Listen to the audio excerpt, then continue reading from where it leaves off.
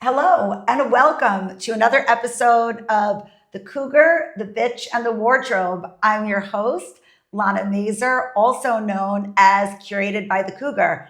Buonasera from Rome. I know this is a very, very different location from our usual podcast recording from my closet in Montclair, New Jersey, but I'm here.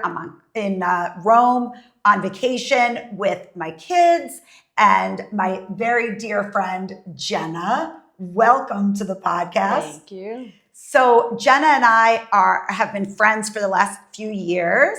Before we get into it and I introduce the topic for today's conversation, Jenna, can you tell us a little bit about yourself, where you're from, where you live? Absolutely.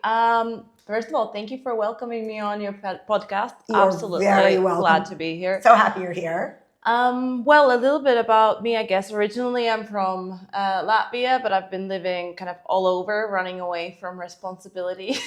Great. Everywhere. I've been in London and now I'm in Switzerland.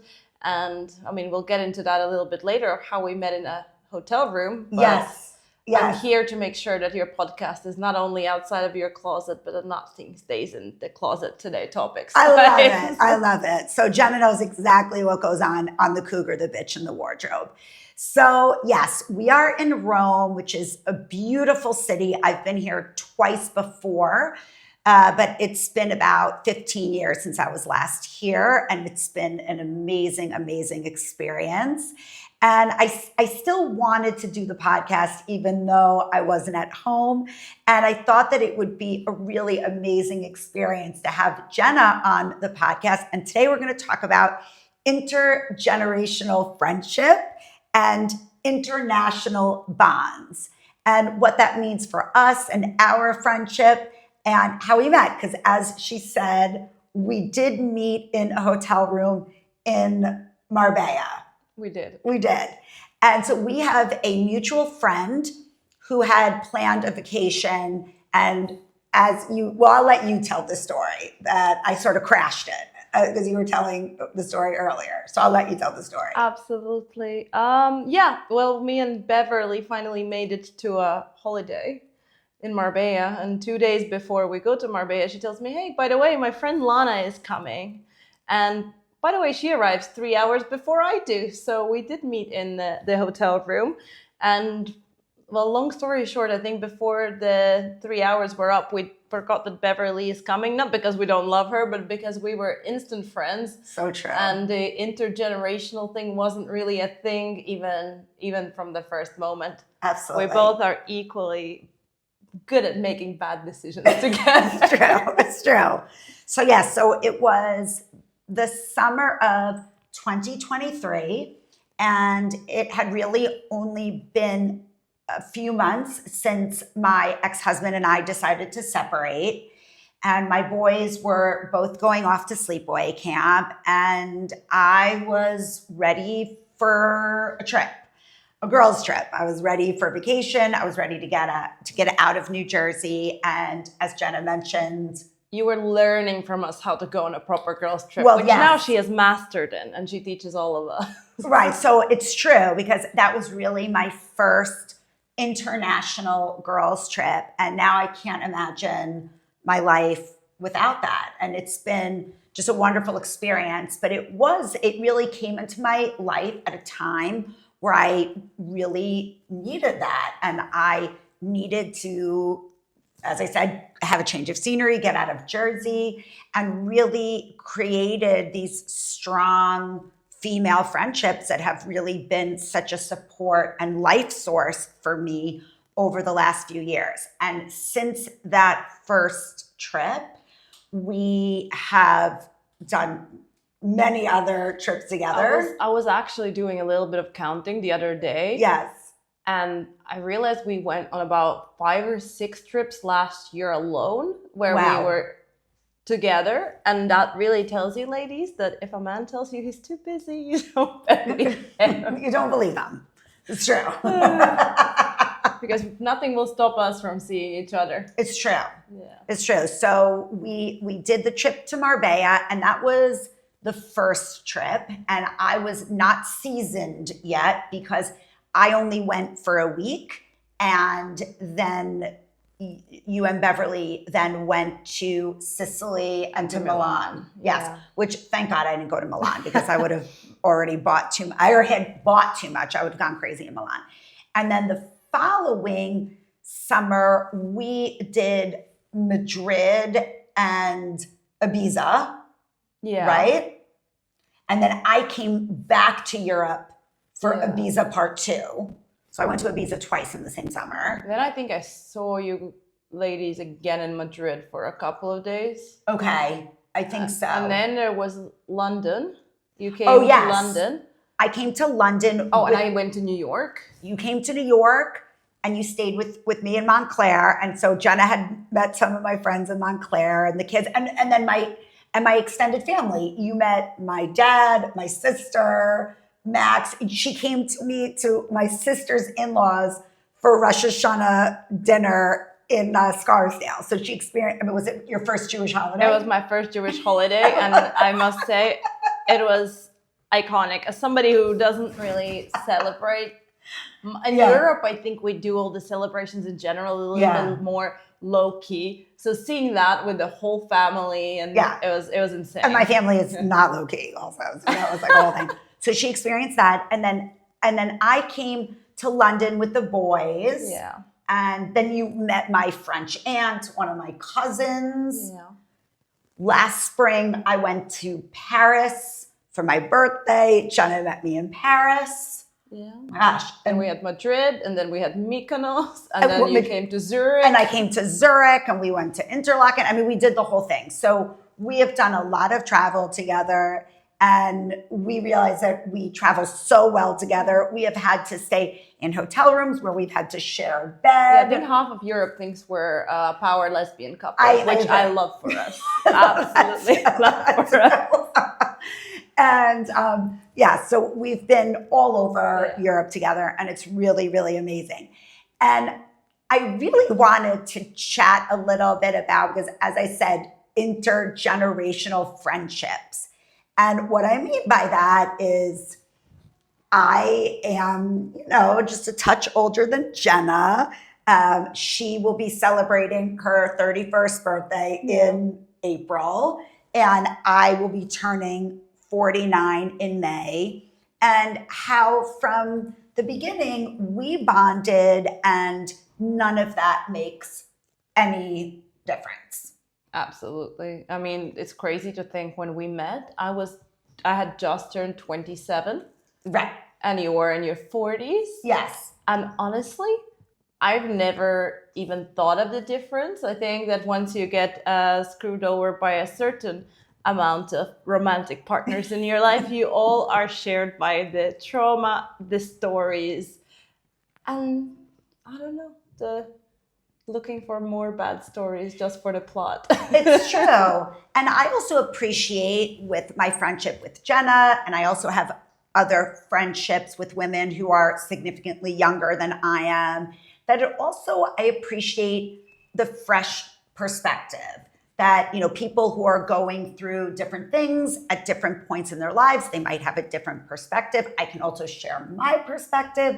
And then, as Jenna said, there's also something that really bonds you to people when you really understand that it doesn't matter how old you are, but we've all had shared common experiences that we can speak from a place of wisdom and from love. And that's really what I think friendship is really about. Absolutely. I think in general, the reason there's not more intergenerational friendships is nothing to do with differences across generations, but more, I think as women, we often are put into these society boxes of what we should be. Absolutely. And unless you're comfortable kind of challenging that and not really reading into that too much, I think it plays into everything you do. And that includes friendships and dating and absolutely and everything. Like I've never looked at age, even when I was dating, when I was looking for friends. It's at the end of the day, do the people that you spend your time with make you feel good? Yes. Or do they make you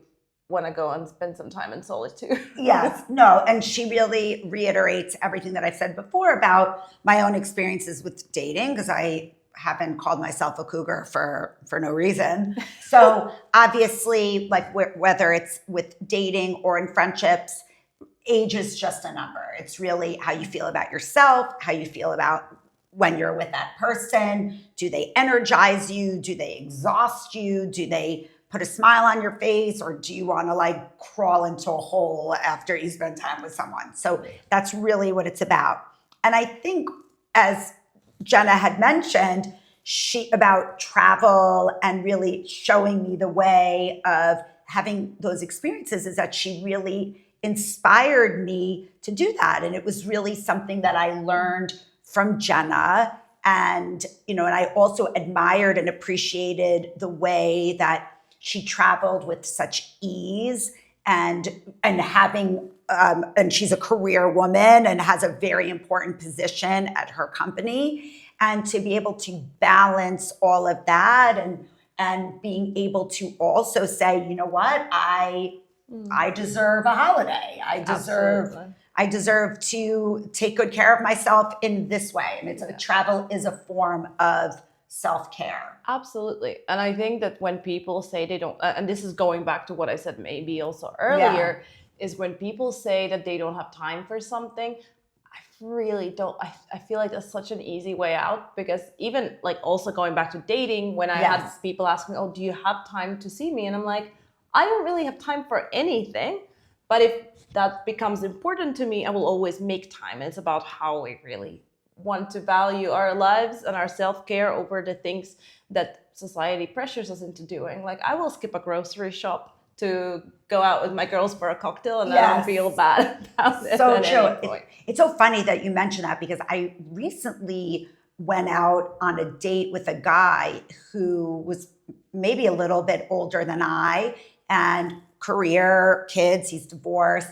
And he was saying to me, well, I'm concerned that you won't have time for me. And I'm thinking to myself, like, you make time for people that you want to spend time with. Absolutely. Yeah. And if you have so much time that you have to make no adjustments, you probably are not that interesting of a person to start with. Agreed. Yeah. And then also it made me nervous, because in my mind, I'm like, how much time do you need of mine? It's like, I love you, but only Friday through Saturday. I was like, how much time are we talking here? So, so I think that's something that I really learned from Jenna, and, to make this time. And we have other friends that we travel with, and it's really become this amazing bonding experience that we look forward to every year. And we plan it, we make sure that we set aside the time, and we talk about this way in advance, because everybody has a busy life. And again, it's just, if you prioritize something, you prioritize someone, you can make it happen. I do think there is one side of the intergenerational friendships maybe that is a huge asset for me, for example, is that I think that this group of friends that we have is all such confident women within themselves.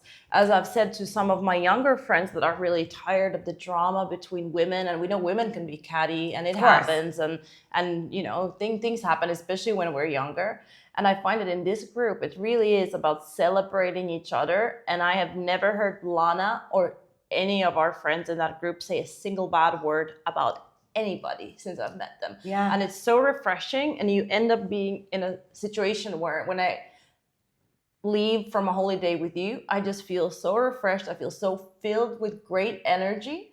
And that, I think, is maybe some of the wisdom of your past. And I know you've dealt with drama in your life. Yeah. And I think it's very healthy for me. And in that I think that's the only part of intergenerational friendship aspect I actually feel. And it's a good thing. I love that. No, it's really true. It is. I've had, unfortunately, experiences with women where the relationships I felt were draining or very catty. And I heard friends talking about each other behind the other one's back. And it just never felt supportive. And I have always felt with Jenna and our other friends that we travel with that it was just the most supportive, loving group. And again, that feeling of, regardless of age, that connection was always really important. And I also think that, and I do want to talk about this a little bit as well, is the fact that our friendship also is international. So we don't take that time that we spend together for granted. No. Because we know that time is precious. And I'm going to go back to New Jersey tomorrow, and then we won't see each other until the summer. So we know that time spent together is precious, where we look forward to seeing each other.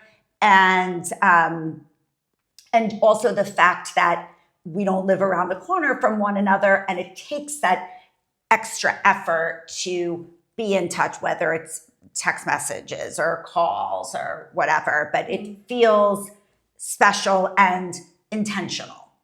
Absolutely. I mean, first of all, we're both very easily influenceable, and you have started coming to Europe a lot. Yes.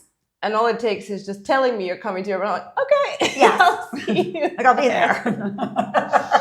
Like, remember your last year on your birthday when I showed up with flowers and the champagne. I was like, well, now we're drinking. Yes. It's time to start drinking. Yes.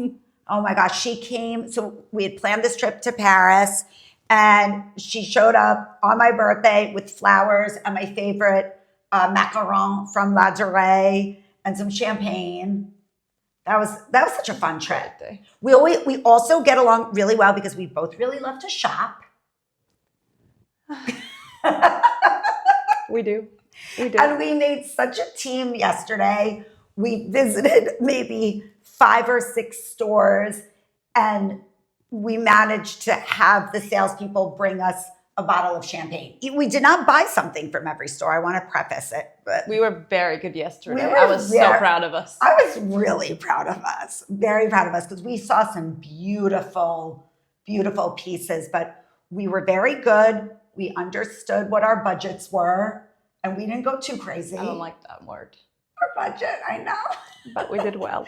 Yes. So we love to shop. We love to travel together. We love travel. We love good food. Well, for the dinner we had yesterday, for example. Yeah, yes. we love good food. Nice cocktails. We love great cocktails. But I think moreover, even on that, is the fact that I think our values are so similar. Yes. It's very easy to get along with that as well. Yes. Like, you should see Lana with her family. They're the nicest, most thoughtful people. And when you've been brought up in the same way as well, it just makes you feel welcome. I go to your house, I feel welcome. Yes. You come to mine, I hope you yes. feel welcome. Oh my God, I did. No, but that's also a really good point, is being aligned with someone with their values, I think is so key, because again, I've talked so much in the past just on like relationships and dating, and that's really what it is. It's being aligned with values, and the same thing happens with friendships. Sometimes obviously it's harder. You can't really choose your family members. So, sometimes it doesn't work all the time there. And the one you can choose, a lot of us make it the wrong choice. Well, I've made that mistake myself. So, yes, but it's true. So like really being aligned with your values, again, that's another reason why it doesn't matter your age, because that's really what's important. And we've been able to have conversations about everything, and we've had a lot of crazy fun experiences together on our travels. When in Rome. Lots of stories. When in Rome. We're going out tonight. We're in our evening attire, and I'm not used to wearing something that's like draped. We've shared all our stories of dating and relationships and family and everything. And so I really think it's like when you find a friend, a partner, boyfriend, wife, girlfriend, whatever, to have that alignment is really what brings you together with someone. Exactly. And people complain so much about the time we're living in, but we forget that we are so lucky to be in a place where a woman can be everything. Yes. And we should keep continuing to challenge that status quo, because I think it still exists to some level. And I'm very proud of us for challenging it a lot. I am as well. And yeah, it's... I agree. And I also can't help but reiterate and reemphasize, especially to my female audience, that how important it is to surround yourself with strong, smart women that inspire you. You always want to be with people that you can have conversation, or you see something in them that you say, I want to know more about this person, or me being near that person, I want to feel their energy, and I'm learning something from this person. They do say that you are a combination of the 5 people that you're the closest to, and I think that's something we should all keep very, very close to mind. Because I do that. see a difference in myself when I'm around you and our group of friends, and when I'm with people that perhaps I should have.